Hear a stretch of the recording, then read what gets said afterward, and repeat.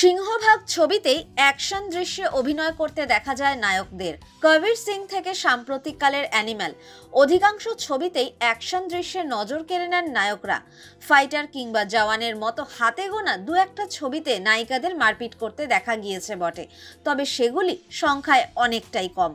তাই Nora Fatehi মনে প্রাণে চান এমন একটি সিনেমায় অভিনয় করতে যেখানে তিনি অ্যাকশন করার সুযোগ পাবেন। পরিচালকদের কাছে নোরাকে অনুরোধ এমন কোনো ছবির জন্য যাতে তাকে ভাবা হয়। ক্র্যাক ছবিতে নোরা একটি বিশেষ চরিত্রে অভিনয় করেছেন। মূলত অ্যাকশনধর্মী ছবি এটি। পর্দায় স্টান্ট করতে দেখা যাবে নোরাকে। বিদ্যুৎ জামওয়াল এবং অর্জুন রামপাল এই ছবির দুই স্তম্ভ। বলিউডের অন্যতম শরীর সচেতন অভিনেতা হিসেবে দুজনেরই পরিচিতি রয়েছে। দুজনের সঙ্গে পর্দায় কাজ করে পর্দায় অ্যাকশন করার প্রতি একটা বাড়তি উৎসাহ পেয়েছেন নোরা।